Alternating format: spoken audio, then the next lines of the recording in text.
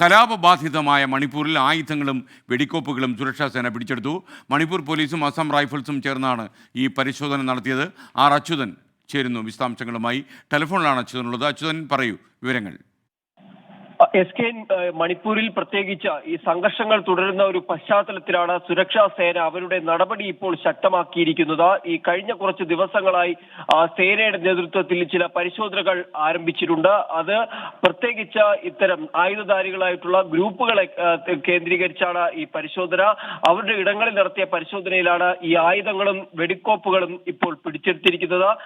മണിപ്പൂർ പോലീസും അസം റൈഫിൾസും സംയുക്തമായി ചേർന്നാണ് ഈ പരിശോധന ഇപ്പോൾ നടത്തുന്നത്. ഒപ്പം തന്നെ വാഹന പരിശോധനകൾ ഉൾപ്പെടെയുള്ള കാര്യങ്ങളും ഇപ്പോൾ കർശനമാക്കിയിട്ടുണ്ട്. ഏതാണ്ട് 110ഓളം ചെക്ക് പോസ്റ്റുകളാണ് മണിപ്പൂരിലുടനീളം ഈ സുരക്ഷാ സേനയുടെ ഭാഗമായി സ്ഥാപിച്ചിട്ടുള്ളത്. എന്തായാലും പരിശോധന തുടരുന്നതായാണ് സേന അറിയിച്ചിരിക്കുന്നത്. SK